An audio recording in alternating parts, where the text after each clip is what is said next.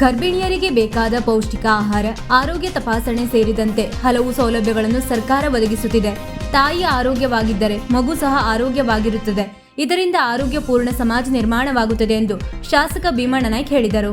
ಅವರು ಸೋಮವಾರ ನಗರದ ಅಂಬೇಡ್ಕರ್ ಭವನದಲ್ಲಿ ಮಹಿಳಾ ಮತ್ತು ಮಕ್ಕಳ ಅಭಿವೃದ್ಧಿ ಇಲಾಖೆ ಕಾರವಾರ ಹಾಗೂ ಶಿಶು ಅಭಿವೃದ್ಧಿ ಯೋಜನಾಧಿಕಾರಿಗಳ ಕಚೇರಿ ಶಿರಸಿ ಇವರ ಸಹಭಾಗಿತ್ವದಲ್ಲಿ ಆಯೋಜಿಸಿದ್ದ ಪೋಷಣಾ ಮಾಸಾಚರಣಾ ಕಾರ್ಯಕ್ರಮವನ್ನು ಉದ್ಘಾಟಿಸಿ ಮಾತನಾಡಿದರು. ಇದೊಂದು ಅಪರೂಪದ ಕಾರ್ಯಕ್ರಮ. ಸರ್ಕಾರ ಸಾಕಷ್ಟು ಜನಪರ ಯೋಜನೆಗಳನ್ನು ಜಾರಿಗೆ ತಂದಿದೆ.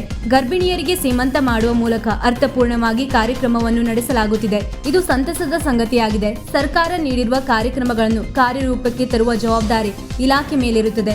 ತಾಯಿಯ ಮಹತ್ವ ತಿಳಿದವರಿಗೆ ಗೊತ್ತು. ತಾಯಂದಿರನ್ನು ಗೌರವಿಸುವ ಕೆಲಸ ಎಲ್ಲರಿಂದಲೂ ಆಗಬೇಕು. ಮಕ್ಕಳಿಗೆ ಉತ್ತಮ ಶಿಕ್ಷಣ ಸಂಸ್ಕಾರಗಳನ್ನು ಕೊಡುವ ಮೂಲಕ ಉತ್ತಮ ಪ್ರಜೆಯನ್ನಾಗಿ ಮಾಡುವ ಜವಾಬ್ದಾರಿ ತಾಯಂದಿರ ಮೇಲಿದೆ ಎಂದರು. ನಗರಸಭೆ ಅಧ್ಯಕ್ಷೆ ಶರ್ಮಿಳಾ ಮಾದನ್ಗೇರಿ ಮಾತನಾಡಿದರು. ಈ ವೇಳೆ ಗರ್ಭಿಣಿ ಸ್ತ್ರೀಯರಿಗೆ ಸೀಮಂತ ಕಾರ್ಯಕ್ರಮ ಹಾಗೂ ಮಕ್ಕಳಿಗೆ ಅನ್ನಪ್ರಾಶನ ಕಾರ್ಯಕ್ರಮ ನಡೆಸಲಾಯಿತು. ಈ ಸಂದರ್ಭದಲ್ಲಿ ಗ್ಯಾರಂಟಿ ಯೋಜನೆ ಜಿಲ್ಲಾಧ್ಯಕ್ಷ ಸತೀಶ್ ನಾಯ್ಕ್, ವಿರೂಪಾಕ್ಷ ಗೌಡ ಪಾಟೀಲ್, ನಗರಸಭೆ ಸದಸ್ಯ ಶಮಿ ಬಾನು, ರುಬೇಕಾ ಫರ್ನಾಂಡಿಸ್, ನಾಗರತ್ನ ಜೋಗಳೇಕರ್, ವನಿತಾ ಶೆಟ್ಟಿ, ಶಿಶು ಅಭಿವೃದ್ಧಿ ಯೋಜನಾಧಿಕಾರಿ ಸೇರಿದಂತೆ ಹಲವರು ಉಪಸ್ಥಿತರಿದ್ದರು. ಉಮಾಬಾಯಿ ಹೆಗಡೆ ಸಂಗಡಿಗರು ಪ್ರಾರ್ಥಿಸಿದರು. ಸುಶೀಲಾ ಮೊಗೇರ್ ಸ್ವಾಗತಿಸಿದರು ಹಾಗೂ ಮೇಲ್ವಿಚಾರಕಿ ವೀಣಾ ಶೇಸಿಕರ್ ನಿರೂಪಿಸಿದರು.